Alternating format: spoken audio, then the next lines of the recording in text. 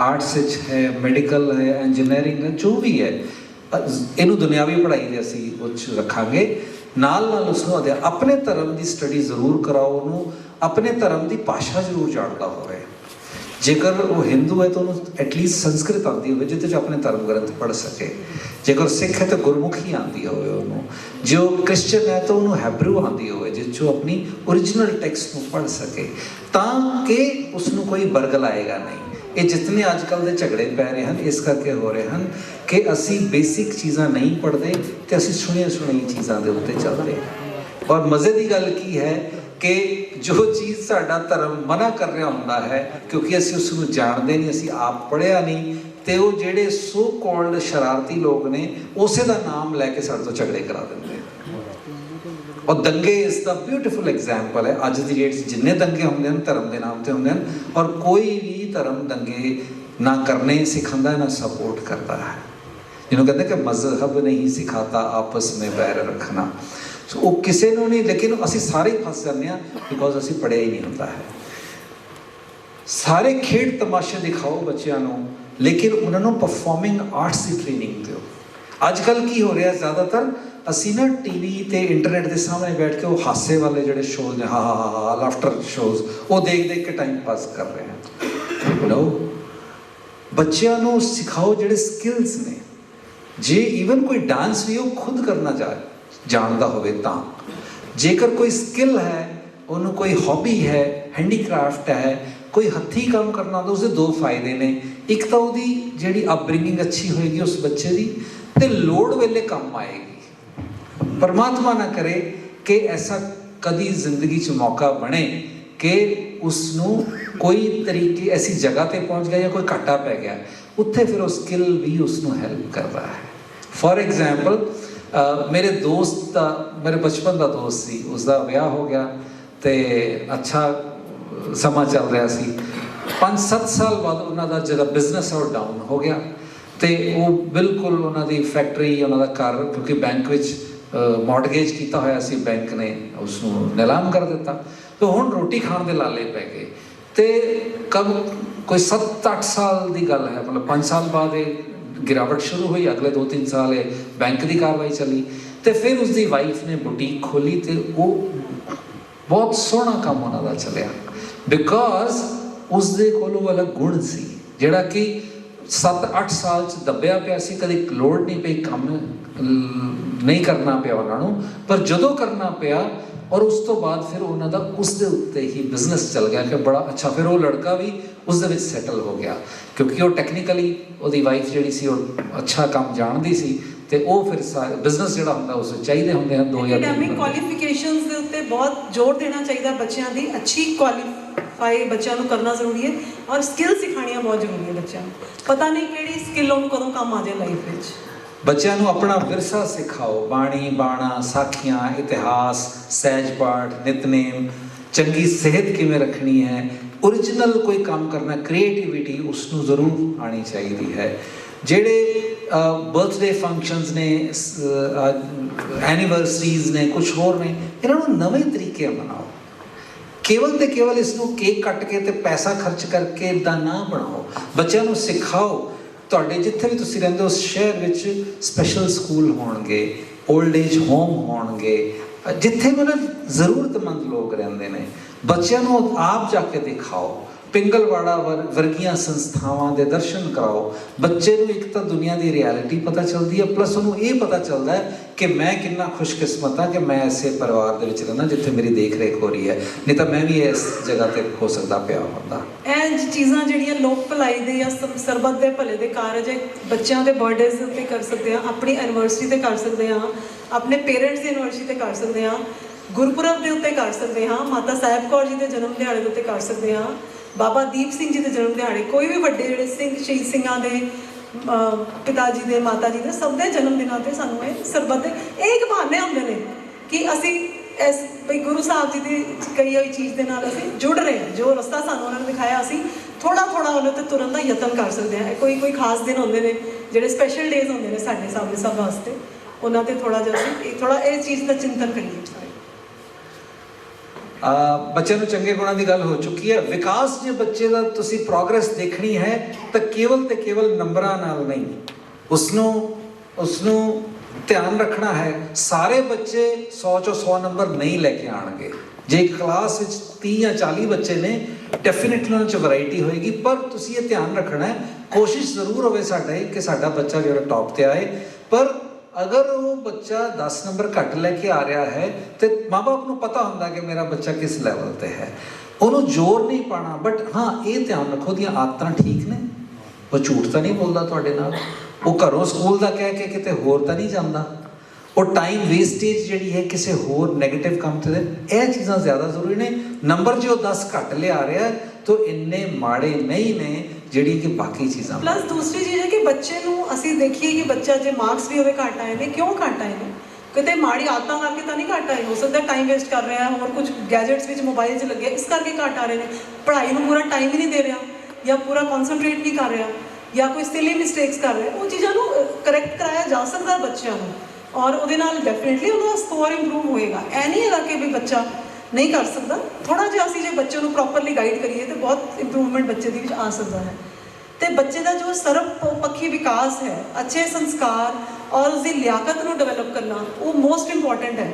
ਸਿਰਫ ਕਿਉਂਕਿ ਕਈ ਵਾਰ ਹੁੰਦਾ ਕਿ ਆਪਾਂ ਕੇਵਲ ਐਕੈਡੈਮਿਕ ਕੁਆਲੀਫਿਕੇਸ਼ਨ ਦੇ ਉੱਤੇ ਉੱਚੀ ਤੋਂ ਉੱਚੀ ਡਿਗਰੀ ਦੇ ਵਾਸਤੇ ਅਸੀਂ ਇਸ ਤੋਂ ਸਟ੍ਰਾਈਵ ਕਰਦੇ ਹਾਂ, ਜੋ ਕਿ ਕਰਨਾ ਵੀ ਚਾਹੀਦਾ, ਪਰ ਉਸ ਜਿਹੜਾ ਵੈਲਿਊ ਸਿਸਟਮ ਹੈ ਜਾਂ ਚੰਗੇ ਸੰਸਕਾਰ ਹਨ ਜਾਂ ਬਾਣੀ ਦਾ ਓਟ ਆਸਰਾ ਉਹਨੂੰ ਲੈਣਾ ਕਿਸ ਤਰ੍ਹਾਂ ਸਿਖਾਉਣਾ ਹੈ, ਉਹ ਚੀਜ਼ਾਂ ਨੂੰ ਅਸੀਂ ਭੁੱਲ ਜਾਂਦੇ ਹਾਂ।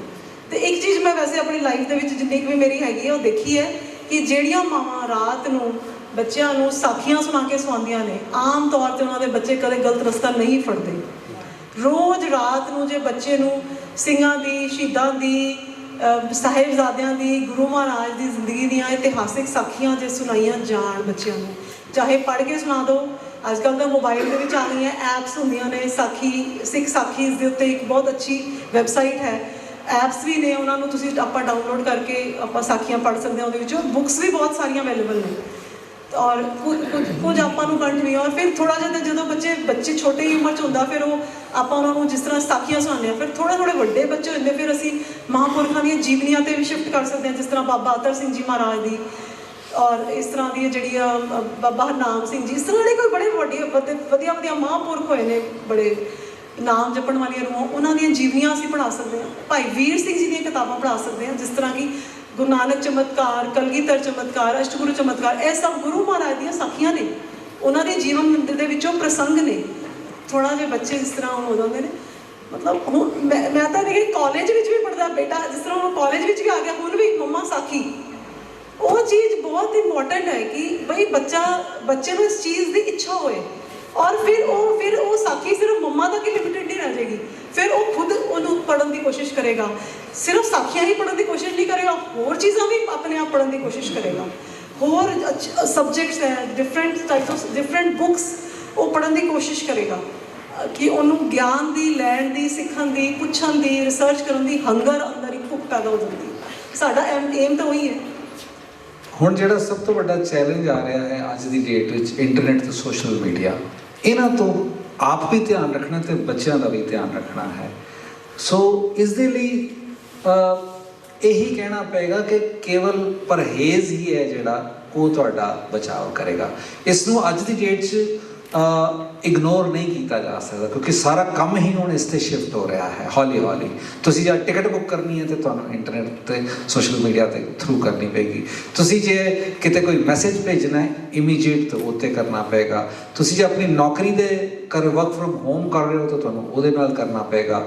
ਤੁਸੀਂ ਆਪਣੀ ਕੋਈ ਵੀ ਕੰਮ ਕਰਨਾ ਤੇ ਤੁਹਾਡੀ ਜ਼ਿੰਦਗੀ ਵਿੱਚ ਬਹੁਤ ਜ਼ਰੂਰੀ ਇੱਕ ਚੀਜ਼ ਬਣਦਾ ਜਾ ਰਿਹਾ ਹੈ। ਕੋਵਿਡ ਵਿੱਚ, ਕੋਰੋਨਾ ਵਿੱਚ ਤਾਂ ਆਪਾਂ ਦੇਖ ਰਹੇ ਹਾਂ ਕਿ ਪੂਰਾ ਦਾ ਪੂਰਾ ਸਕੂਲ ਹੀ ਇੰਟਰਨੈਟ 'ਤੇ ਸ਼ਿਫਟ ਹੋ ਗਿਆ ਹੈ। ਸਾਰੀਆਂ ਕਲਾਸਿਸ ਬੱਚਿਆਂ ਦੀਆਂ, ਐਵਰੀਥਿੰਗ, ਮਤਲਬ ਸਭ ਕੁਝ ਹੀ ਮੋਬਾਈਲ ਜਾਂ ਲੈਪਟਾਪ ਦੇ ਉੱਤੇ ਆ ਗਿਆ। ਤੇ ਇਹਨੂੰ ਵੀ ਉਸੇ ਤਰ੍ਹਾਂ ਹੀ ਅਸੀਂ ਰੱਖਣਾ ਜਿਵੇਂ ਗੁਰੂ ਸਾਹਿਬ ਨੇ ਸਾਨੂੰ ਕਿਹਾ ਨਾ, ਵਿਕਾਰਾਂ ਨੂੰ ਕਾਬੂ ਕਰਕੇ ਰੱਖਣਾ। ਇਹਨੂੰ ਅਸੀਂ ਕਾਬੂ ਕਰਕੇ ਰੱਖਣਾ। ਇੱਕ ਨਵਾਂ ਵਰਡ ਹੈ ਜੀ, ਸਮਾਰਟ ਯੂਜ਼ ਆਫ ਇੰਟਰਨੈਟ। ਅੱਜ ਕੱਲ੍ਹ ਬੜੇ ਸਮਾਰਟਫੋਨਸ ਨੇ ਨਾ ਜੀ, ਹੈ ਨਾ। ਸੋ ਸਮਾਰਟ ਯੂਜ਼ ਆਫ ਇੰਟਰਨੈਟ ਨੂੰ ਅਸੀਂ ਯੂਜ਼ ਕਰਨਾ, ਨਾ ਕਿ ਇੰਟਰਨੈਟ ਸਾਨੂੰ ਯੂਜ਼ ਕਰੇ। ਬਹੁਤ ਵਾਰ ਬੰਦਾ ਇੱਦਾਂ ਕਰਦਾ, ਆਪਣਾ ਫੋਨ ਖੋਲ੍ਹਦਾ, ਦਿਮਾਗ 'ਚ ਕੋਈ ਕੰਮ ਹੁੰਦਾ। ਸਪੋਜ਼ ਮੈਂ ਵੇਖਣਾ ਵੀ ਮੈਨੂੰ ਸਰਦਾਰ ਕੁਲਵੰਤ ਸਿੰਘ ਨੇ ਕੋਈ ਕੰਮ ਕਿਹਾ ਸੀ ਪਰਸੋਂ, ਤਾਂ ਮੈਂ ਜਿਵੇਂ ਹੀ ਕੀਤਾ, ਖੋਲ੍ਹਿਆ WhatsApp, ਉੱਤੇ ਕੋਈ ਹੋਰ ਮੈਸੇਜ ਆਇਆ ਮੇਰੇ ਦੋਸਤ ਦਾ, ਤੇ ਮੈਂ ਉਹ ਦੇਖਣਾ ਸ਼ੁਰੂ ਕੀਤਾ। ਉਹਨੇ ਕੋਈ ਮੈਨੂੰ YouTube ਵੀਡੀਓ, ਮੈਂ ਉਹ ਦੇਖਣ 'ਚ ਰੁੱਝ ਗਿਆ ਤੇ ਮੈਨੂੰ ਭੁੱਲ ਹੀ ਗਿਆ ਇਹਨਾਂ ਦਾ ਕੰਮ। ਇਹ ਵਾਲਾ ਕੰਮ ਨਹੀਂ ਹੋਣਾ ਚਾਹੀਦਾ। ਸਾਡੀ ਕਾਮਨ ਹੋ ਗਿਆ ਕਿ ਜੀ 10 ਕਹਿੰਦੇ 5 ਵਿਕਾਰ ਨੇ, ਕਾਮ ਕ੍ਰੋਧ ਲੋਭ ਅਹੰਕਾਰ। ਅੱਜ ਕੱਲ੍ਹ ਹੈ 10 ਵਿਕਾਰ, ਕਾਮ ਕ੍ਰੋਧ ਲੋਭ ਅਹੰਕਾਰ plus WhatsApp, Facebook, Instagram, TikTok, YouTube। ਸੋ ਅੱਜ ਕੱਲ੍ਹ 10 ਵਿਕਾਰ ਇਹਨੂੰ ਹੋਰ ਵੀ ਅੱਗੇ ਇਹ ਵਧੀ ਜਾਣਗੇ ਅੱਗੋਂ। ਸੋ ਬਸ ਇਹ ਧਿਆਨ ਰਹੇ, ਇਹ ਅਸੀਂ ਵੀ ਧਿਆਨ ਰੱਖੀਏ ਤੇ ਬੱਚੇ ਵੀ, ਅਸੀਂ ਬੱਚਿਆਂ ਨੂੰ ਸਿਖਾਉਣਾ ਹੈ ਕਿ ਇਸ ਦੀ ਪ੍ਰੋਡਕਟਿਵ ਯੂਜ਼ ਕਰੋ। ਇਹਦੇ ਵਿੱਚ ਸਾਰਾ ਕੁਝ ਮਾੜਾ ਨਹੀਂ ਹੈ, ਚੰਗਾ ਵੀ ਪਿਆ ਹੋਇਆ ਹੈ, ਪਰ ਜ਼ਿਆਦਾਤਰ ਜਿਵੇਂ ਮਨ ਦਾ ਸੁਭਾਅ ਹੈ ਉਹ ਨਿਵਾਣ ਵੱਲ ਜਾਂਦਾ, ਸੋ ਅਸੀਂ ਮਾੜੇ ਪਾਸੇ ਜ਼ਿਆਦਾ ਚੱਲ ਜਾਂਦੇ ਹਾਂ, ਚੰਗੇ ਪਾਸੇ ਘੱਟ ਜਾਂਦੇ ਹਾਂ। ਇਹ ਯਾਦ ਰੱਖਣਾ ਹੈ ਇਸਦਾ। ਇਹ ਦਵਾਈ ਔਰ ਜ਼ਹਿਰ ਦੇ ਫਾਰਮੂਲੇ, ਦਵਾਈ ਨੂੰ ਅਗਰ ਕੰਟਰੋਲ ਡੋਜ਼ ਦਿੱਤੀ ਜਾਏ ਤੇ ਉਹ ਫਾਇਦਾ ਕਰਦੀ ਹੈ, ਬਿਮਾਰੀ ਨੂੰ ਕੱਟਦੀ ਹੈ, ਤੇ ਜੇ ਜ਼ਿਆਦਾ ਦੇ ਦਿੱਤੀ ਜਾਏ ਤਾਂ ਉਹੀ ਜ਼ਹਿਰ ਬਣ ਜਾਂਦੀ ਹੈ। ਉਹੀ ਨਸ਼ੇ ਦੀਆਂ ਇੰਜੈਕਸ਼ਨਸ ਹੁੰਦੇ ਨੇ ਜਿਹੜੇ ਕਿ ਆਪਾਂ ਕਹਿੰਦੇ ਕਿ ਨਸ਼ਾ ਹੈ, ਮੋਰਫਿਨ ਦੇ ਔਰ ਇਹ ਸਾਰੇ ਨਾ। ਮੈਂ ਆਪਣੀ ਪ੍ਰੈਕਟਿਸ ਵਿੱਚ ਯੂਜ਼ ਕਰਦੀ ਹਾਂ। ਮੈਂ ਐਨੈਸਥੀਸੀਓਲੋਜਿਸਟ ਹਾਂ, ਪੇਸ਼ੈਂਟਸ ਨੂੰ ਬੇਹੋਸ਼ ਕਰਦੀ ਹਾਂ। ਬੇਹੋਸ਼ੀ ਵਿੱਚ ਵੀ ਇਹੀ ਦਵਾਈਆਂ ਯੂਜ਼ ਹੁੰਦੀਆਂ ਨੇ, ਬਟ ਬਹੁਤ ਹੀ ਕੰਟਰੋਲ ਡੋਜ਼ ਦੇ ਵਿੱਚ, ਬਹੁਤ ਹੀ ਘੱਟ ਔਰ ਕੰਟਰੋਲ ਡੋਜ਼ ਹੁੰਦੀ ਉਹਨਾਂ ਦੀ ਪੇਸ਼ੈਂਟ ਦੇ ਅਕੋਰਡਿੰਗਲੀ। ਤੇ ਉਹਦੇ ਨਾਲ ਬੰਦਾ ਥੋੜੀ ਦੇਰ ਲਈ ਬੇਹੋਸ਼ ਹੁੰਦਾ, ਉਹ ਉੱਠ ਜਾਂਦਾ। ਜੇ ਉਹਨਾਂ ਨੂੰ ਓਵਰਡੋਜ਼ ਜ਼ਿਆਦਾ ਸ਼ੁਰੂ ਕਰ ਦੋਗੇ, ਉਹ ਨਸ਼ਾ ਬਣ ਜਾਏਗਾ, ਐਡਿਕਸ਼ਨ ਹੋ ਜਾਏਗੀ ਉਹਦੀ। ਤੇ ਇਸ ਦਾ ਇਸ ਦੁਸ਼ਪ੍ਰਭਾਵ ਤੋਂ ਸਚੇਤ ਰਹਿਣਾ ਹੈ ਕਿ ਇਸ ਨਾਲ ਕੀ ਹੋ ਸਕਦਾ ਹੈ। ਲੋਕ ਕੀ ਕਰਦੇ ਨੇ ਅੱਜ ਕੱਲ੍ਹ ਦਾ ਬਹੁਤ ਸਾਰਾ ਕ੍ਰਾਈਮ ਜਿਹੜਾ ਸਾਈਬਰ ਕ੍ਰਾਈਮ ਦੇ ਰੂਪ ਵਿੱਚ ਸਾਡੇ ਸਾਹਮਣੇ ਆ ਰਿਹਾ ਹੈ, ਉਹ 'ਚ 3-4 ਤਰੀਕੇ ਦੇ ਆ। ਇੱਕ ਤਾਂ ਹੈ ਠੱਗੀ, ਕਿ ਤੁਹਾਨੂੰ ਕੋਈ ਚੀਜ਼ ਵੇਚੀ, ਉਹਨਾਂ ਨੇ ਗਲਤ ਦੇਤੀ ਜਾਂ ਪੈਸੇ ਲੈ ਲਏ, OTP ਮੰਗ ਲਿਆ। ਇਹਨੂੰ ਅਸੀਂ ਫਾਈਨੈਂਸ਼ੀਅਲ ਫਰਾਡਸ ਕਹਿੰਦੇ ਹਾਂ, ਕਿ ਪੈਸੇ ਨਾਲ ਸੰਬੰਧਿਤ ਫਰਾਡ ਥਰੂ ਇੰਟਰਨੈਟ। ਇੱਕ ਦੂਸਰਾ ਹੈ ਅੱਜ ਕੱਲ੍ਹ ਬਹੁਤ ਸਾਰੇ ਰਿਲੇਸ਼ਨਸ਼ਿਪਸ ਜਿਹੜੇ ਹਨ ਉਹ ਇੰਟਰਨੈਟ ਦੇ ਥਰੂ ਲੋਕ ਬਿਲਡਅਪ ਕਰ ਰਹੇ ਹਨ, ਜਿਹੜਾ ਕਿ ਬੜੇ ਡੇਂਜਰਸ ਸ਼ੇਪ ਲੈ ਰਿਹਾ ਹੈ। ਬੜਾ ਕਾਮਨ ਹੋ ਗਿਆ ਇਹ ਚੀਜ਼ ਅੱਜ ਕੱਲ੍ਹ। ਔਰ ਇੱਕ ਦੂਜੇ ਨਾਲ ਦੋਸਤੀ ਕਰ ਲੈਣੀ, ਇੱਕ ਦੂਜੇ ਨਾਲ ਬਹੁਤ ਸਾਰਾ ਕੁਝ ਸ਼ੇਅਰ ਕਰ ਲੈਣਾ ਆਪਣਾ ਪਰਸਨਲ, ਐਂਡ ਫਿਰ ਪਤਾ ਲੱਗਾ ਕਿ ਮੇਰੇ ਨਾਲ ਤਾਂ ਧੋਖਾ ਹੋ ਗਿਆ। ਇੱਕ ਇਸ ਤਰ੍ਹਾਂ ਦੇ ਕੇਸਿਸ ਆ ਰਹੇ ਹਨ ਕਿ ਜੀ ਇੱਕ ਲੜਕੀ ਆ ਕੇ ਰਿਪੋਰਟ ਕਰਦੀ ਹੈ ਵੀ ਇੱਕ ਲੜਕੇ ਨੇ ਮੇਰੇ ਨਾਲ ਦੋਸਤੀ ਕੀਤੀ ਇੰਟਰਨੈਟ ਦੇ ਥਰੂ, ਉਹਨੇ ਬੜਾ ਅੱਛਾ ਆਪਣਾ ਪ੍ਰੋਫਾਈਲ ਮੈਨੂੰ ਭੇਜਿਆ, ਆਪਣੀ ਫੋਟੋ ਵੀ ਭੇਜੀ, ਇੱਥੋਂ ਤੱਕ ਕਿ ਵੀਡੀਓ ਵੀ ਭੇਜੀ, ਤੇ ਮੈਂ ਉਸ ਨਾਲ ਦੋਸਤੀ ਕਰ ਲਈ। ਉਸਨੇ ਇਸ ਦਾ ਵੀ ਜਿੱਦਾਂ ਦਾ ਉਹਨੇ ਆਪਣਾ ਸ਼ੇਅਰ ਕੀਤਾ ਉਹਦਾ ਇੱਦਾਂ ਵੀ ਸ਼ੇਅਰ ਕਰ ਲਿਆ। ਹੋਇਆ ਕਿ ਉਹਨੇ ਧੋਖਾਧੜੀ ਨਾਲ ਕਿਸੇ ਹੋਰ ਦਾ ਕੀਤਾ ਸੀ, ਔਰ ਇਸ ਦਾ ਓਰੀਜਨਲ ਲੈ ਕੇ ਬਾਅਦ ਵਿੱਚ ਇਹਨੂੰ ਬਲੈਕਮੇਲ ਕਰਨਾ ਸ਼ੁਰੂ ਕਰਤਾ ਕਿ ਮੈਂ ਹੁਣ ਤੇਰੀ ਫੇਸਬੁੱਕ ਤੇ ਪਾ ਦਾਂਗਾ, ਨਹੀਂ ਤਾਂ ਇੰਨੇ ਪੈਸੇ ਦੇ ਮੈਨੂੰ। ਇਹ ਜਿਹੜਾ ਕ੍ਰਾਈਮ ਹੈ ਬਹੁਤ ਜ਼ਿਆਦਾ ਵੱਧ ਰਿਹਾ ਹੈ, ਔਰ ਇਸ ਦਾ ਕਾਰਨ ਕੇਵਲ ਤੇ ਕੇਵਲ ਸਾਡੀ ਜਿਹੜੀ ਐਡਿਕਸ਼ਨ ਹੈ ਉਹ ਹੈ। ਈਵਨ ਮੈਂ ਇੱਥੋਂ ਤੱਕ ਕਹਾਂਗਾ, ਤੁਸੀਂ ਜਿੰਨੇ ਬੈਠੇ ਹੋ ਤੇ ਤੁਸੀਂ ਆਪਣੇ ਘਰ ਆਪਣੀਆਂ ਪਰਸਨਲ ਫੋਟੋਜ਼ ਕਦੀ ਵੀ ਫੇਸਬੁੱਕ ਤੇ ਨਾ ਪਾਇਆ ਕਰੋ। ਤੁਸੀਂ ਜਿਹਨੂੰ ਜਾਣਦੇ ਹੋ ਉਹਨੂੰ ਜ਼ਰੂਰ ਭੇਜੋ 1 to 1।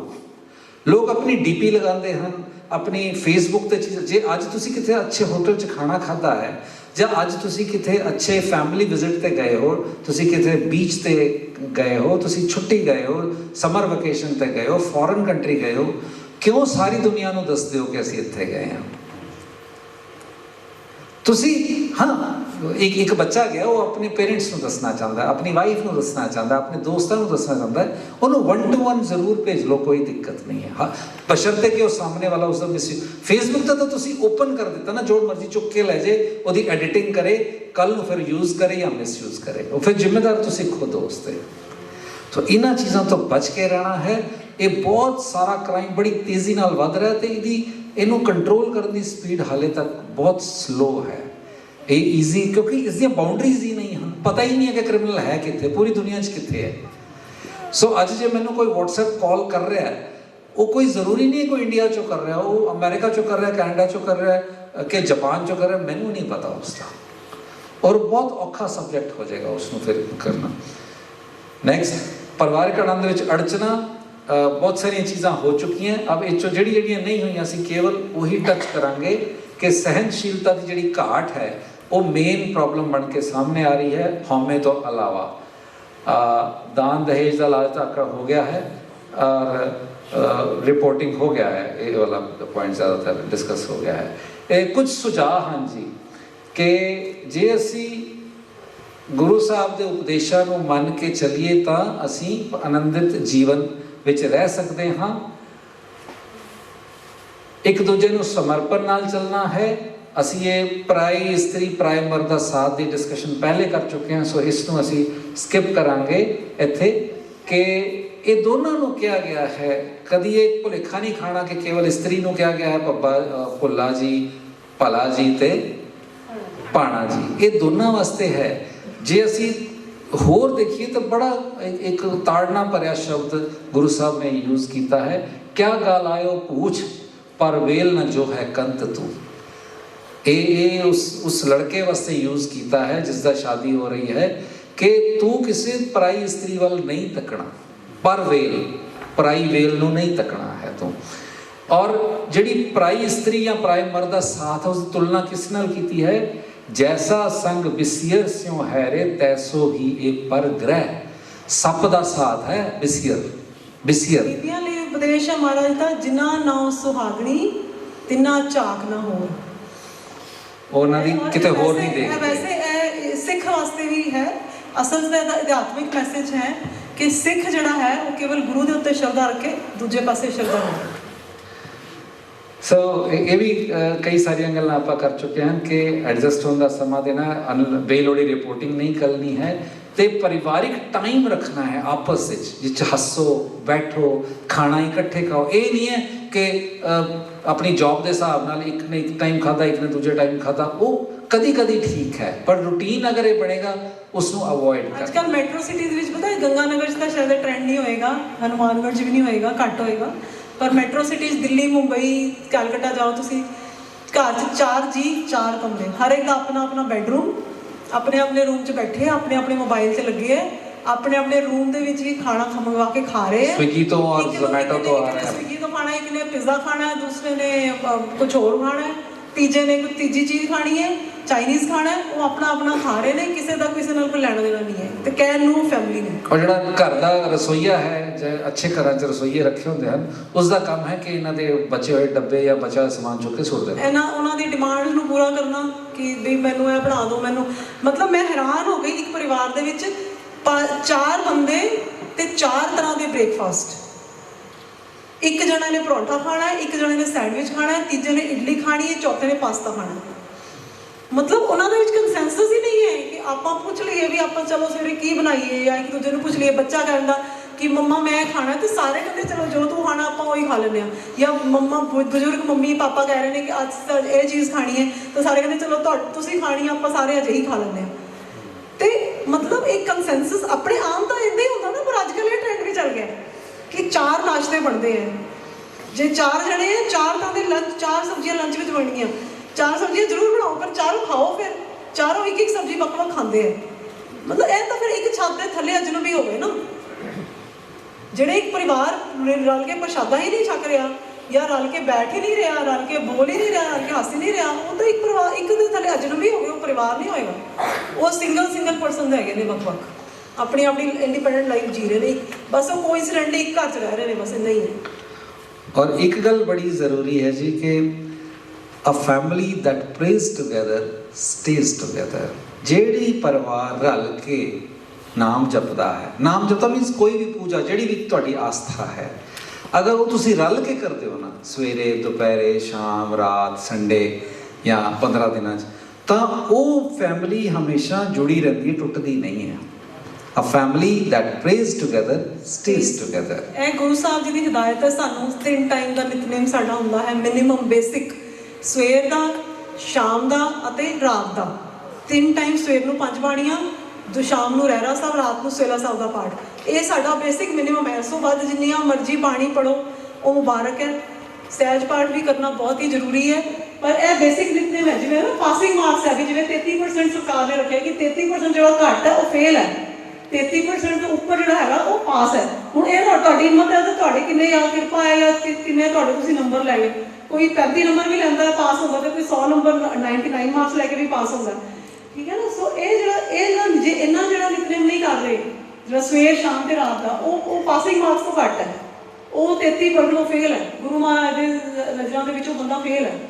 ਸੋ ਇਹ ਜਿਹੜੀ ਚੀਜ਼ ਹੈਗੀ, ਜੇ ਇਹੀ ਨਿਤਨੇਮ ਨੂੰ ਪਰਿਵਾਰ ਸੰਭਾਲ ਲੇ, ਔਰ ਪਰਿਵਾਰ ਜਿਹੜਾ ਇੱਕ ਬਹੁਤ ਵੱਡਾ ਜ਼ਰੀਆ ਹੈ, ਜਿਸ ਤਰ੍ਹਾਂ ਆਪਾਂ ਪਹਿਲਾਂ ਬੋਲਿਆ ਸੀ ਕਿ ਪਰਿਵਾਰ ਇੱਕ ਸਤਸੰਗ ਹੈ, ਤੇ ਜੇ ਇਹ ਸਤਸੰਗ ਅਸੀਂ ਸਭ ਮਿਲ ਜੁਲ ਕੇ ਕਰੀਏ ਇੱਕ ਸੰਗਤ ਦਾ ਰੂਪ ਵੀ ਹੈ ਤੇ ਇਹ ਇਨਸ਼ੋਰ ਹੋ ਜਾਂਦਾ ਹੈ, ਸਪੈਸ਼ਲੀ ਮੰਮੀ ਪਾਪਾ ਜਿਹੜੇ ਵੱਡੇ ਹੁੰਦੇ ਨੇ ਉਹ ਇਹ ਚੀਜ਼ ਨੂੰ ਪੱਕਾ ਡਿਊਟੀ ਲੈ ਹੀ ਲੈਂਦੇ ਨੇ ਕਿ ਵੀ ਕਿਸੇ ਵੀ ਬੱਚੇ ਦਾ ਕੋਈ ਵੀ ਨਿਤਨੇਮ ਮਿਸ ਨਹੀਂ ਹੋਏਗਾ। ਸੋ ਮੰਮੀ ਪਾਪਾ ਦੇ ਹੁੰਦੇ ਆ ਇਹ ਚੀਜ਼ ਥੋੜਾ ਰਿਲੈਕਸੇਸ਼ਨ ਹੋ ਜਾਂਦੀ ਹੈ ਤੇ ਉਹ ਕਿਉਂਕਿ ਉਹਨਾਂ ਨੇ ਟਾਈਮ ਸਿਰ ਬੁਲਾ ਹੀ ਲੈਣਾ ਸਾਨੂੰ ਕਿ ਵੀ ਆ ਕੇ ਬੈਠ ਜਾਓ ਬਈ, ਡਰਾਸ ਦਾ ਟਾਈਮ ਹੋ ਗਿਆ, ਆ ਜਾਓ ਇਕੱਠੇ ਹੋ ਜਾਓ, ਬਾਬਾ ਜੀ ਦੇ ਕਮਰੇ 'ਚ ਆ ਜਾਓ, ਜਿਸ ਕਮਰੇ 'ਚ ਆਪਾਂ ਬੈਠ ਕੇ ਕਰਦੇ ਉੱਥੇ ਆ ਜਾਓ। ਸੋ ਇਹ ਚੀਜ਼ਾਂ ਨੂੰ ਸੰਭਾਲਣਾ ਹੈਗੀਆਂ। ਤਾਂ ਆਪਾਂ ਸੋਚੀਏ ਕਿ ਜਿਹੜੀ ਕਨਵੈਨਸ਼ਨਲ ਦੀਆਂ ਚੀਜ਼ਾਂ ਨੇ ਜਾਂ ਪੁਰਾਣੇ ਫੈਸ਼ਨ ਦੀਆਂ ਚੀਜ਼ਾਂ ਨੇ, ਹੋ ਸਕਦਾ ਹੈ ਪੁਰਾਣਾ ਫੈਸ਼ਨ ਹੋਏ ਪਰ ਇਹ ਬਹੁਤ ਇੰਪੋਰਟੈਂਟ ਹੈ, ਪਰਿਵਾਰ ਨੂੰ ਜੋੜ ਕੇ ਰੱਖਣ ਲਈ ਬਹੁਤ ਹੀ ਇੰਪੋਰਟੈਂਟ ਹੈ। ਇੱਕ ਗੱਲ ਅੱਗੇ ਚੱਲਣ ਤੋਂ ਪਹਿਲਾਂ ਆਪਾਂ ਕਰੀਏ ਕਿ ਅੱਜ ਕੱਲ੍ਹ ਨਾ ਜੁਆਇੰਟ ਫੈਮਿਲੀ ਸਿਸਟਮ ਘੱਟ ਹੋ ਰਿਹਾ ਹੈ। ਉਸ ਦੀਆਂ ਕੁਝ ਮਜਬੂਰੀਆਂ ਨੇ, ਬੱਚੇ ਦੂਰ ਦੂਰ ਜਾ ਕੇ ਜੌਬਸ ਕਰ ਰਹੇ ਨੇ ਜਾਂ ਬਿਜ਼ਨਸ ਕਰ ਰਹੇ ਨੇ, ਤਾਂ ਘਰੋਂ ਦੂਰ ਰਹਿ ਕੇ ਕਰ ਰਹੇ ਨੇ, ਉਹ ਇਕੱਲੇ ਹੀ ਹੁੰਦੇ ਨੇ, ਕੋਈ ਗੱਲ ਨਹੀਂ। ਪਰ ਜਿੱਥੇ ਜਿੱਥੇ ਪੋਸੀਬਲ ਹੈ ਉੱਥੇ ਕੋਸ਼ਿਸ਼ ਕੀਤੀ ਜਾਵੇ ਜੁਆਇੰਟ ਫੈਮਿਲੀ ਰੱਖੀ ਜਾਵੇ। ਪਰ ਇਹਦੇ 'ਚ ਇੱਕ ਧਿਆਨ ਰੱਖਿਆ ਜਾਏ, ਬਹੁਤ ਸਾਰੇ ਪਰਿਵਾਰਾਂ ਵਿੱਚ ਜੁਆਇੰਟ ਫੈਮਿਲੀ ਦੇ ਨਾਮ ਤੇ ਬੇਸਿਕਲੀ ਕੰਟਰੋਲਿੰਗ ਆਪਣੇ ਹੱਥ 'ਚ ਰੱਖੀ ਜਾਂਦੀ ਹੈ। ਜੁਆਇੰਟ ਫੈਮਿਲੀ ਦਾ ਮਤਲਬ ਇਹ ਨਹੀਂ ਕਿ ਕੰਟਰੋਲ ਇੱਕ ਦੇ ਹੱਥ 'ਚ ਆ ਜਾਏ। ਜੇਕਰ ਬੱਚਾ ਬੱਚੀ ਨੂੰ ਜਿਨ੍ਹਾਂ ਦੀ ਸ਼ਾਦੀ ਹੋਈ ਹੈ ਉਹਨਾਂ ਨੂੰ ਅਸੀਂ ਇੰਡੀਪੈਂਡੈਂਸ ਦਿੰਦੇ ਹਾਂ ਤਾਂ ਉਹ ਵੀ ਕੋਈ ਮਾੜੀ ਨਹੀਂ ਹੈ। ਕੇਵਲ ਦੇਖਣਾ ਇਹ ਹੈ ਵੀ ਲਾਈਨ ਕਿੱਥੇ ਅਸੀਂ ਖਿੱਚਣੀ ਹੈ, ਵੀ ਐਕਤਾ ਇਸ ਤਰ੍ਹਾਂ ਨਾ ਹੋਵੇ ਵੀ ਉਹ ਬਹੁਤ ਜ਼ਿਆਦਾ ਦੂਰ ਚਲੇ ਜਾਣ। ਇਸ ਦਾ ਬੈਲੈਂਸ ਜਿਹੜਾ ਹੈ ਉਹ ਪਰਿਵਾਰ ਦੇ ਮੁਖੀਆ ਨੇ ਕਰਨਾ ਹੈ। ਤੇ ਇਹ ਅਸੀਂ ਗੱਲਾਂ ਜਾਣਦੇ ਹੀ ਹਾਂ, ਪਰਿਵਾਰਕ ਰਿਸ਼ਤੇ ਜਿਹੜੇ ਧੁਰੋਂ ਬਣੇ ਹੁੰਦੇ ਹਨ ਔਰ ਜਿਹੜੀ ਚੰਗੀ ਸੰਗਤ ਹੁੰਦੀ ਹੈ ਉਹ ਹਮੇਸ਼ਾ ਚੰਗੇ ਗੁਣ ਦਿੰਦੀ ਹੈ। ਮੇਰੀ ਸੰਗਤ ਗੁਣ ਪ੍ਰਗਾਸ। ਅਸੀਂ ਆਪਣੀ ਸੰਗਤ ਦਾ ਵੀ ਧਿਆਨ ਰੱਖਣਾ ਹੈ ਤੇ ਬੱਚਿਆਂ ਦੀ ਸੰਗਤ ਦਾ ਵੀ ਧਿਆਨ ਰੱਖਣਾ ਹੈ। ਤੇ ਜਿਹੜਾ ਇਹ ਇੰਟਰਨੈਟ ਤੇ ਸੋਸ਼ਲ ਮੀਡੀਆ ਦੀ ਗੱਲ ਕੀਤੀ ਸੀ, ਇਹ ਨਵੀਂ ਤਰ੍ਹਾਂ ਦੀ ਸੰਗਤ ਹੈ। ਪਹਿਲਾਂ ਤਾਂ ਕਹਿੰਦੇ ਸਨ ਨਾ ਵੀ ਬੱਚੇ ਦੇ ਜਾਂ ਬੱਚੀ ਦੇ ਦੋਸਤ ਮਿੱਤਰ ਦੇਖੋ ਜੇਕਰ ਉਹਦੀ ਪਰਸਨੈਲਿਟੀ ਨੂੰ ਦੇਖਣਾ ਹੈ।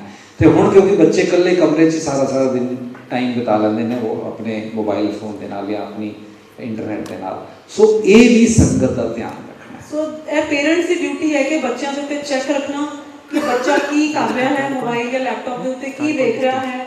ਸੋ ਉਸ ਦਾ ਚੈੱਕ ਰੱਖਣਾ, ਉਹ ਕਿੱਦਾਂ ਰੱਖਣਾ ਹੈ, ਉਹ ਤੁਸੀਂ ਸੋਚਣਾ ਹੈ ਕਿ ਚੈੱਕ ਕਿਸ ਤਰ੍ਹਾਂ ਰੱਖਿਆ ਜਾਏ ਬੱਚੇ 'ਤੇ। ਪਰ ਉਹ ਚੈੱਕ ਰੱਖਣਾ ਜ਼ਰੂਰੀ ਹੈ, ਚਾਹੇ ਉਹਦੇ ਕੋਲ ਬੈਠੋ, ਚਾਹੇ ਉਹਦੇ ਉੱਤੇ 10 ਚੱਕਰ ਮਾਰੋ, ਆਪਸ 'ਚ ਡਿਊਟੀ ਵੰਡ ਲਓ। ਫਿਰ ਮਾਂ ਜਾਂ ਬਾਪ ਉਹ ਬੱਚੇ ਦਾ ਇਸ ਪੱਖੋਂ ਧਿਆਨ ਰੱਖੇ। ਪਰ ਜਿੰਨੀ ਦੇਰ ਬੱਚਾ ਸੋਸ਼ਲ ਮੀਡੀਆ 'ਤੇ ਹੈ ਜਾਂ ਇੰਟਰਨੈਟ 'ਤੇ ਹੈ, ਕਈ ਵਾਰ ਹੁੰਦਾ ਕਿ ਬੱਚਾ, ਤੁਸੀਂ ਕਹਿ ਰਹੇ ਹੋ ਜੀ ਬੱਚੇ ਦੀ 2 ਘੰਟੇ ਦੀ ਕਲਾਸ ਹੈ ਮਤਲਬ ਔਨਲਾਈਨ, ਤੇ ਔਨਲਾਈਨ ਕਲਾਸ ਦੇ ਵਿੱਚ ਕਈ ਵਾਰ ਬੱਚੇ ਦੀ ਕਲਾਸ ਉੱਧਰੋਂ ਟੀਚਰ ਬੋਲ ਰਿਹਾ, ਉਧਰ ਬੱਚੇ ਚੈਟਿੰਗ ਕਰ ਰਹੇ ਨੇ, ਚੈਟ ਬਾਕਸ ਖੁੱਲ੍ਹਾ ਹੁੰਦਾ, ਬੱਚਾ ਚੈਟਿੰਗ ਕਰ ਰਿਹਾ ਹੈ ਕਿਸੇ ਦੋਸਤਾਂ ਨਾਲ, ਜੋ ਟੀਚਰ ਬੋਲ ਰਿਹਾ ਉਹ ਤਾਂ ਸੁਣ ਹੀ ਨਹੀਂ ਰਿਹਾ। ਸੋ ਇਸ ਕੇਸ ਦੇ ਵਿੱਚ ਜੇ ਲੱਗਦਾ ਹੈ ਤਾਂ ਪੇਰੈਂਟ ਸ਼ੁੱਡ ਸਿਟ ਆ ਕੇ ਰੈਂਡਮਲੀ ਚੈੱਕ ਕਰੋ ਬੱਚੇ ਨੂੰ, ਵਿੱਚ ਆ ਕੇ ਸਰਪ੍ਰਾਈਜ਼ ਚੈੱਕਸ ਦਿਓ। ਹੋ ਸਕਦਾ ਬੱਚੇ ਨੂੰ ਬੁਰਾ ਲੱਗੇ ਤਾਂ ਲੱਗਣ ਦਿਓ, ਪਰ ਉਹਨੂੰ ਸਹੀ ਰਸਤੇ 'ਤੇ ਰੱਖਣਾ ਬਹੁਤ ਜ਼ਰੂਰੀ ਹੈ। ਸੋ ਧਿਆਨ ਰੱਖੋ, ਚੰਗੇ ਮਿੱਤਰ ਬਣਾਉਣੇ ਨੇ, ਚੰਗਾ ਸਾਹਿਤ ਪੜ੍ਹਨਾ ਹੈ, ਚੰਗੇ ਵਿਚਾਰ ਰੱਖਣੇ ਹਨ, ਚੰਗਾ ਆਚਰਣ ਰੱਖਣਾ ਹੈ ਔਰ ਚੰਗਾ ਸੋਸ਼ਲ ਮੀਡੀਆ ਦੇਖਣਾ ਹੈ। ਅਸੀਂ ਤੇ ਵਿਹਲੇ ਸਮੇਂ ਦੀ ਵਰਤੋਂ ਕਿਵੇਂ ਕਰੀਏ, ਕੋਸ਼ਿਸ਼ ਕਰੀਏ ਕੋਈ ਨਾ ਕੋਈ ਹੌਬੀ ਬੱਚਿਆਂ ਦੇ ਵਿੱਚ ਅਸੀਂ ਜ਼ਰੂਰ ਪਾਈਏ ਔਰ ਰਾਦਰ ਮੈਂ ਕਹੂੰਗਾ ਕਿ ਆਪਣੇ ਵਿੱਚ ਵੀ ਜ਼ਰੂਰ ਪਾਈਏ। ਇਹ ਚੀਜ਼ਾਂ ਬਜ਼ੁਰਗੀ ਵੇਲੇ ਬੜੇ ਕੰਮ ਆਉਂਦੀਆਂ ਹਨ। ਹੁਣ ਅਸੀਂ ਸਿੱਖਦੇ ਪਏ ਹਾਂ, ਅਸੀਂ ਆਪਣੇ ਬਜ਼ੁਰਗ ਪੇਰੈਂਟਸ ਦੀ ਜਦੋਂ ਦੇਖਭਾਲ ਕਰਨ ਦਾ ਸੁਭਾਗ ਪ੍ਰਾਪਤ ਹੋਇਆ ਤੇ ਡਾਕਟਰਸ ਕਹਿ ਰਹੇ ਨੇ ਕਿ ਜਿਹੜੇ ਇਹਨਾਂ ਦੇ ਪੁਰਾਣੇ ਗੁਣ ਸਨ ਉਹਨਾਂ ਨੂੰ ਕਿਸੇ ਤਰੀਕੇ ਇਹਨਾਂ ਦੇ ਸਾਹਮਣੇ ਲੈ ਕੇ ਆਓ। ਜੇ ਕੋਈ ਕੁਕਿੰਗ ਬੜੀ ਅੱਛੀ ਕਰਦਾ ਸੀ ਤੇ ਇਹਨਾਂ ਨੂੰ ਯਾਦ ਦਿਲਾਓ ਕਿ ਤੁਸੀਂ ਕੁਕਿੰਗ ਕਰ ਰਹੇ ਸੀ। ਜੇ ਕੋਈ ਸਿਲਾਈ ਕਢਾਈ ਕਰਦਾ ਸੀ ਤੇ ਉਹਨਾਂ ਦਾ ਸਮਾਨ ਲਿਆ ਕੇ ਸਾਹਮਣੇ ਰੱਖੋ। ਇਹ ਜੇ ਜਿਸ ਪਰਿਵਾਰ ਦੇ ਨਾਲ ਬੈਠਦੇ ਸਨ ਉਹਨਾਂ ਦੀਆਂ ਫੋਟੋਆਂ ਸਾਹਮਣੇ ਲਿਆ ਕੇ ਰੱਖੋ, ਵਗੈਰਾ ਵਗੈਰਾ। ਸੋ ਚੰਗੀ ਹੌਬੀ ਜਿਹੜੀ ਹੈ ਉਹ ਬੱਚੇ ਨੂੰ ਬਿਜ਼ੀ ਰੱਖਦੀ ਹੈ, ਵਿਹਲਾ ਮਨ ਸ਼ੈਤਾਨ ਦਾ ਘਰ ਨਹੀਂ ਬਣਨ ਦਿੰਦੀ। ਤੇ ਕੋਸ਼ਿਸ਼ ਅਸੀਂ ਕਰੀਏ ਕਿ ਇਹੋ ਜਿਹਾ ਵਿਚਾਰ ਅਸੀਂ ਆਪ ਵੀ, ਹੌਬੀ ਅਸੀਂ ਆਪ ਵੀ ਰੱਖੀਏ। ਸਾਰਿਆਂ ਨੇ ਭਾਈ ਵੀਰ ਸਿੰਘ ਜੀ ਨੇ ਹਦਾਇਤ ਦਿੱਤੀ ਹੈ ਕਿ ਸਮੇਂ ਦੀਆਂ ਵਿਹਲੀਆਂ ਵਿਰਲਾਂ ਨੂੰ ਸਿਮਰਨ ਨਾਲ ਕਰੋ। ਕੁਝ ਇਹ ਤਾਂ ਹੁੰਦਾ ਨਾ ਜ਼ਿਆਦਾ ਜਿਸ ਤਰ੍ਹਾਂ ਫ੍ਰੀ ਟਾਈਮ ਹੈ ਆਪਣੇ ਕੋਲ ਘੰਟਾ 2 ਘੰਟਾ, ਕਈ ਵਾਰ ਇਸ ਤਰ੍ਹਾਂ ਦਾ ਟਾਈਮ ਹੁੰਦਾ ਹੈ ਕਿ ਅਸੀਂ ਟਰੈਵਲ ਕਰ ਰਹੇ ਹਾਂ, 2 ਘੰਟੇ ਦੀ 4 ਘੰਟੇ ਦੀ ਜਰਨੀ ਹੈ, ਜਾਂ ਆਪਣੇ ਘਰ ਤੋਂ ਆਫਿਸ ਜਾ ਰਹੇ ਹਾਂ, 10-15 ਮਿੰਟ ਦਾ ਸਮਾਂ ਹੁੰਦਾ, ਉਸ ਨੂੰ ਸਿਮਰਨ ਕਰੀਏ, ਮੂਲ ਮੰਤਰ ਦਾ ਜਾਪ ਕਰੀਏ, ਜਪਜੀ ਸਾਹਿਬ ਦੇ ਪਾਠ ਕਰੀਏ, ਸ਼੍ਰੀ ਸੁਖਮਨੀ ਸਾਹਿਬ ਦੇ ਪਾਠ ਕਰੀਏ।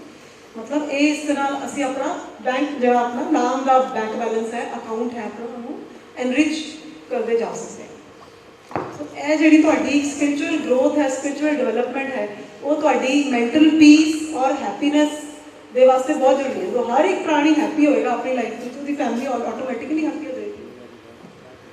ਸੋ ਇਹਨਾਂ ਵਿਚਾਰਾਂ ਨਾਲ समाप्ति है जी। बहुत बहुत धन्यवाद आप जी के दोपहर के खाने के समय में असी अद्धे घंटे की चोरी की है, इसलिए खिमा। हाँ जी, कोई पूछना चाहता है? वाहिगुरू जी की फतेह।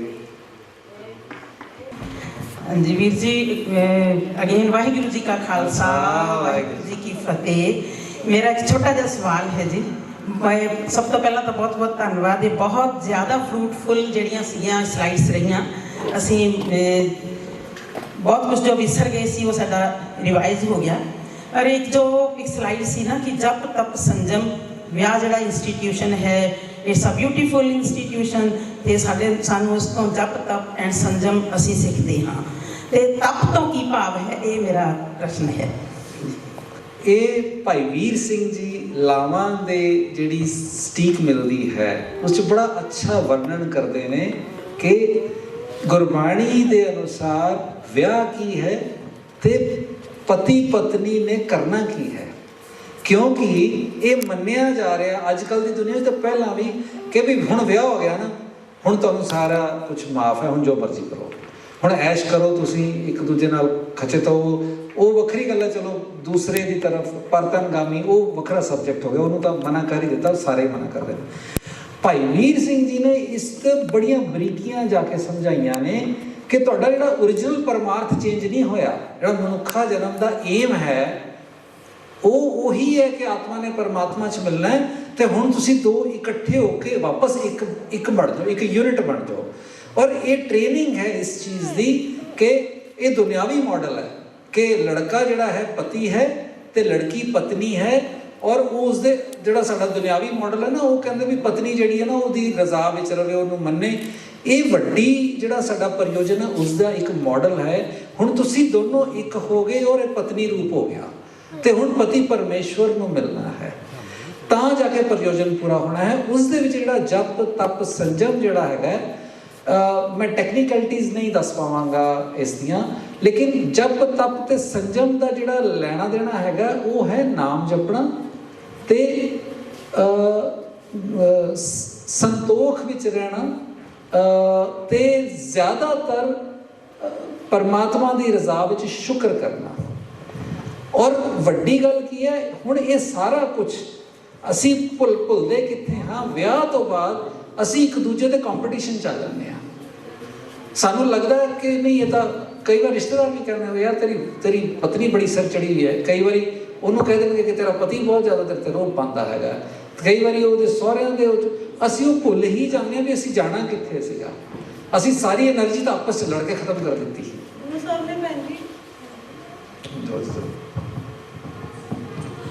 गुरु साहब जी ने भैन जी सानू ना मॉडरेशन का रस्ता दस्या है, एक्सट्रीम पाथ लैन तो मना किया है। जिहड़ा तप है वो तपस्या, जिस तरह पुराने जोगी मुनि वगैरह करते थे, ऋषि मुनि पुराने है ना, वो बई कोई पुट्ठा लटक के कर रहा है, जो जोग मत विच सीगा है ना, कोई पुट्ठा लटक के कर रहा है, एक पैर ते खड़ा के कर रहा है, कोई ठंडे पानी दे विच खड़ा होकर कर रहा है, कोई एक सिल पत्थर के उत्ते बैठ के कर रहा है। पर गुरु साहब ने जो कलयुग दे विच आपो अपना अलग अलग जुगां दे विच अपने अपने धर्मां दी अपने अपने कर्मां दी अपनी अपनी इंपॉर्टेंस सी। पर कलयुग दे विच जिहड़ा सब तो उत्तम धर्म है, सर्व धर्म में श्रेष्ठ धर्म, हर को नाम जप निर्मल करम।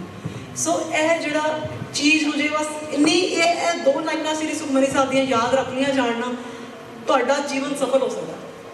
सब कुछ भूल जाओ, बस ये दो चीज़ां सिर्फ ये दो लाइन दो तुकां याद रख लो, जीवन च इनू अपना लो।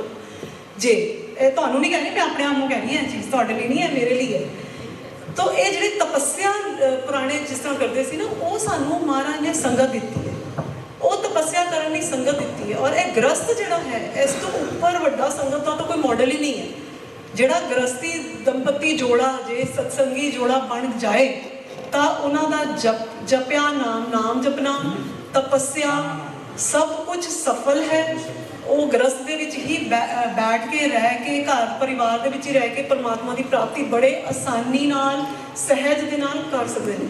और संजमी जीवन है जिहड़ा, मतलब सब तो बड़ा तप, माता जी कह रहे हैं सब तो बड़ा तप है संजमी जीवन जीना, है ना। बहुत खुशी दे मौके ते बहुत ज़्यादा खुश नहीं, गमी दे मौके दे विच बहुत ज़्यादा आपे जो बाहर होके दुखी नहीं, ਜੇ ਵਧੀਆ ਸਾਹਮਣੇ ਪਕਵਾਨ ਪਏ ਨੇ ਤੇ ਬਹੁਤ ਜ਼ਿਆਦਾ ਮਤਲਬ ਇਦਾਂ ਖਾਈ ਨਹੀਂ ਜਾਣਾ।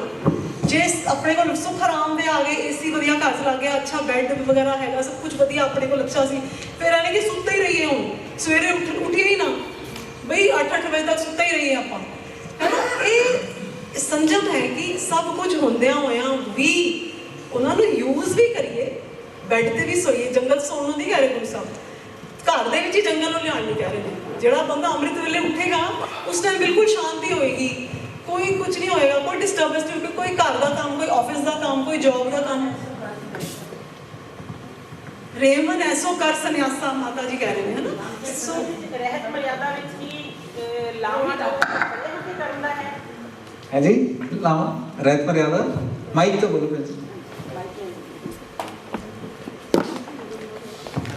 माइक नीचे दे दो। हाँ ਹਾਂਜੀ ਵੀਰ ਜੀ, ਕਿ ਰਹਿਤ ਮਰਿਆਦਾ ਵਿੱਚ ਲਾਵਾਂ ਜਿਹੜੀਆਂ ਹੈਗੀਆਂ ਉਹ ਖੜੇ ਹੋ ਕੇ ਲੈਣ ਦਾ ਆਦੇਸ਼ ਹੈ ਸਾਨੂੰ, ਇਹ ਮੈਂ ਜਾਣਨਾ ਚਾਹੁੰਦੀ ਸੀ। ਕਿਉਂਕਿ ਕੱਲ ਪਰਸੋਂ ਕਿਸੇ ਗੁਰਸਿੱਖ ਨਾਲ ਗੱਲ ਹੋ ਰਹੀ ਸੀ ਤੇ ਉਹਨਾਂ ਨੇ ਕਿਹਾ ਕਿ ਰਹਿਤ ਮਰਿਆਦਾ ਬਹੁਤ ਸਾਰੀ ਜਿਹੜੀ ਹੈ ਆਪਾਂ ਮਤਲਬ ਉਹ ਫੋਲੋ ਨਹੀਂ ਹੋ ਰਹੀ, ਕਿਉਂਕਿ ਰਹਿਤ ਮਰਿਆਦਾ ਵਿੱਚ ਖੜੇ ਹੋ ਕੇ ਲਾਵਾਂ ਲੈਣ ਦਾ ਜੋ ਹੈ ਬਿਲਕੁਲ ਆਰਡਰ ਹੈ। ਤੁਸੀਂ ਸਹੀ ਕਹਿ ਰਹੇ ਹੋ। देखिए ਇਹ ਗੱਲ ਇਹ 'ਚ ਜ਼ਰੂਰੀ ਕੀ ਹੈ, ਇੱਕ ਗੱਲ ਦੱਸੋ ਮੈਨੂੰ। ਮੰਨ ਲਓ ਮੈਂ ਰੋਟੀ ਖਾਣੀ ਹੈ ਤੇ ਰੋਟੀ ਖੜੇ ਹੋ ਕੇ ਖਾਣੀ ਚਾਹੀਦੀ ਕਿ ਬੈਠ ਕੇ ਖਾਣੀ ਚਾਹੀਦੀ? ਚੰਗੀ ਕਿਹੜੀ ਦੋਨਾਂ ਚੋਂ? ਬੈਠ ਕੇ ਖਾਣੀ ਚਾਹੀਦੀ। ਹੁਣ ਜਿੱਥੇ ਕੁਰਸੀਆਂ ਹੈ ਹੀ ਨਹੀਂ, ਕੋਈ ਟੇਬਲ ਹੈ ਹੀ ਨਹੀਂ ਤੇ ਖੜੇ ਹੋ ਕੇ ਮੈਂ ਉੱਥੇ ਖਾਵਾਂ ਕਿ ਨਾ ਖਾਵਾਂ? ਆਮ ਤੌਰ ਤੇ ਸਾਡੀ ਜਿਹੜੀ ਆਫੀਸ਼ੀਅਲ ਮੀਟਿੰਗਸ ਹੁੰਦੀਆਂ ਨਾ ਦਫ਼ਤਰਾਂ ਦੀਆਂ, ਉੱਥੇ ਬੈਠਣ ਦਾ ਹਿਸਾਬ ਨਹੀਂ ਹੁੰਦਾ, ਖੜੇ ਹੋ ਕੇ ਖਾਣਾ। ਆਈਡੀਅਲ ਹੈ बैठ के सुनिया जाए, नहीं है या कोई होर है ते, लेकिन असी ये सारी चीज़ ये विसार ही दिता कि उन्होंने सुनना सी ते समझना सी ते लागू करना सी। ਰਹਿਤ ਸਾਡੇ ਲਈ ਬਹੁਤ ਜ਼ਰੂਰੀ ਹੈ। ਜੇ ਸਾਨੂੰ ਗੁਰੂ ਸਾਹਿਬ ਨੇ 5 ਕਕਾਰ ਦਿੱਤੇ ਨੇ, ਉਹਨਾਂ ਨੂੰ ਧਾਰਨ ਕਰਨਾ ਜ਼ਰੂਰੀ ਹੈ, ਪਰ ਫਿਰ ਉਹਦੇ ਪਿੱਛੇ ਉਹਦੀ ਇੰਪੋਰਟੈਂਸ, ਉਹਦੀ ਵੈਲਿਊ ਵੀ ਸਮਝਣੀ ਜ਼ਰੂਰੀ ਹੈ ਨਾ।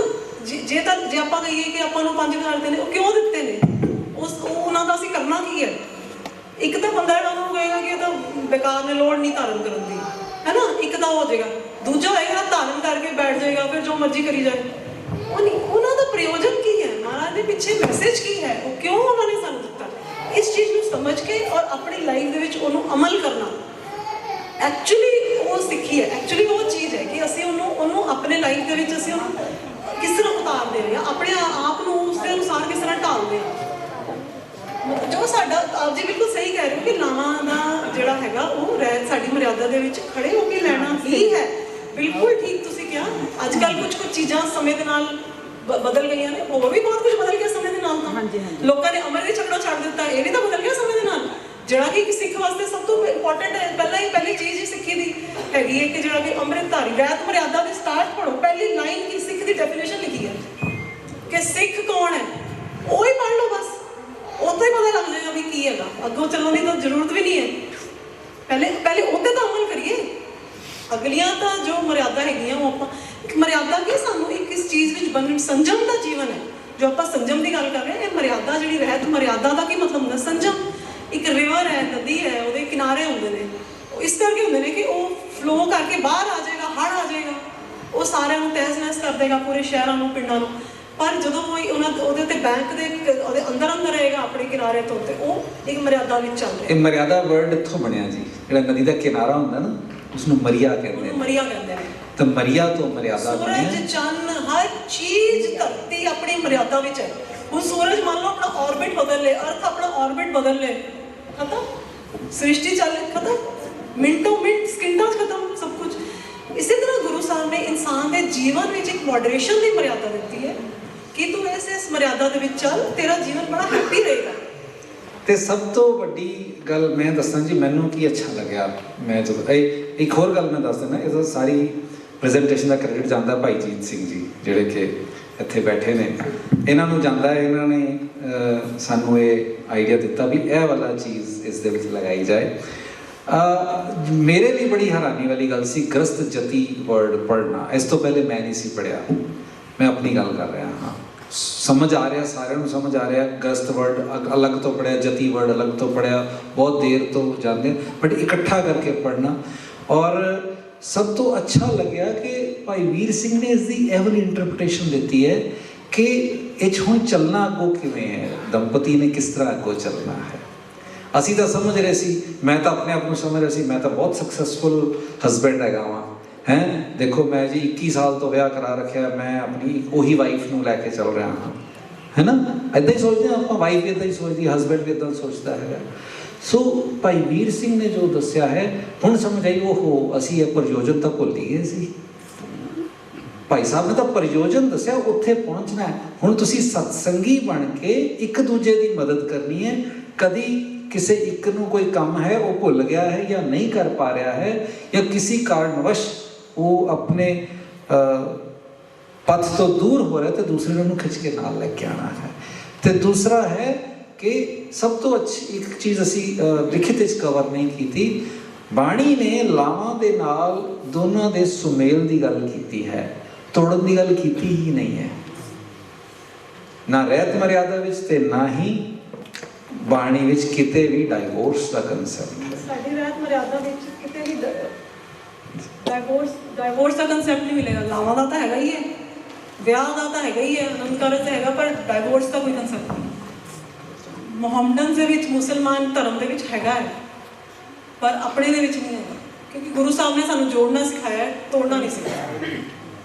ਸੋ ਇਹ ਵਾਲੀ ਜਿਹੜੀ ਚੀਜ਼ ਹੈ, ਇਹ ਮਤਲਬ ਜਿਹੜਾ, ਔਰ ਇਹ ਜਿਹੜਾ ਪਰਪਸ ਹੈ ਸੈਮੀਨਾਰ ਦਾ, ਇਹ ਭਾਈ ਸਾਹਿਬ ਨੇ ਸਾਡੇ ਉੱਤੇ ਬੜੀ ਕਿਰਪਾ ਕੀਤੀ, ਗੁਰੂ ਖਾਂ ਨੇ, ਸੰਗਤ ਨੇ ਕਿਰਪਾ ਕੀਤੀ ਹੈ ਕਿ ਸਾਨੂੰ ਬਹੁਤ ਕੁਝ ਸਿਖਾਇਆ। ਅਸੀਂ ਸਭ ਕੁਝ ਜੋ ਹੈ ਨਾ, ਅਸੀਂ ਆਪਣੇ ਵਾਸਤੇ ਬੋਲ ਰਹੇ ਹਾਂ, ਕਿਸੇ ਨੂੰ ਕੋਈ ਉਪਦੇਸ਼ ਨਹੀਂ ਹੈ। ਅਸੀਂ ਨਾ ਤਾਂ ਕੋਈ ਪ੍ਰਚਾਰਕ ਹਾਂ, ਨਾ ਹੀ ਕੋਈ ਉਪਦੇਸ਼ਕ ਹਾਂ, ਨਾ ਹੀ ਕੋਈ ਇੱਦਾਂ ਦੇ ਕੋਈ ਬੜੇ ਵੱਡੇ ਗੁਰਸਿੱਖ ਹਾਂ, ਕੋਈ ਬਹੁਤ ਕਰਨੀ ਵਾਲੇ ਮਹਾਂਪੁਰਖ ਹਾਂ, ਅਸੀਂ ਕੁਛ ਨਹੀਂ ਹੈਗੇ।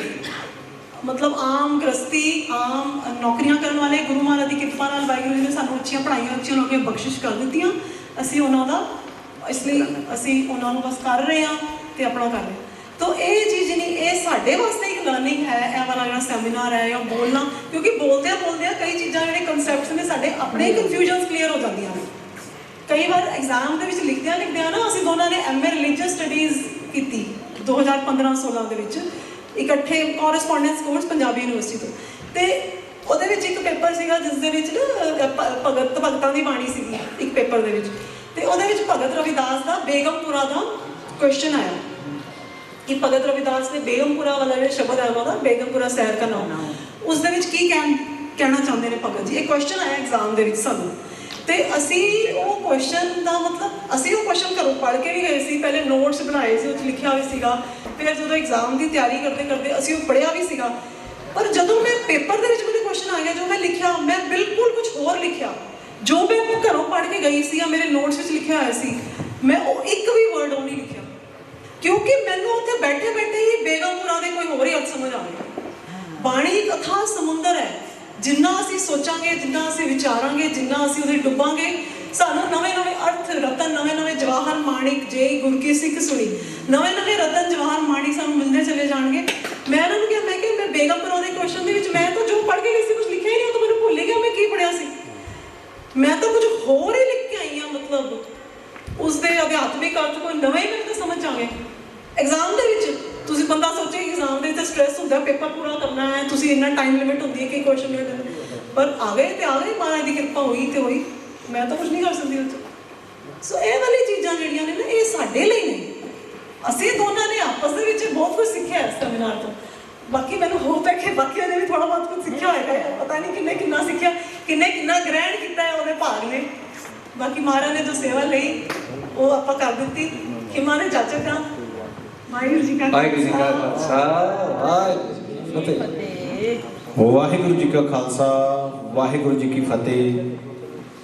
ਮੈਂ ਬਹੁਤ ਧੰਨਵਾਦੀ ਹਾਂ ਸਰਦਾਰ ਰੁਪਿੰਦਰ ਸਿੰਘ ਜੀ ਆਈ ਜੀ ਸਾਹਿਬ ਤੇ ਡਾਕਟਰ ਬੀਬੀ ਹਰਪ੍ਰੀਤ ਕੌਰ ਜੀ ਦਾ, ਜਿਨ੍ਹਾਂ ਨੇ ਆਪਣੇ ਵਿਚਾਰਾਂ ਰਾਹੀਂ ਆਨੰਦਮਈ ਜੀਵਨ ਜੁਗਤ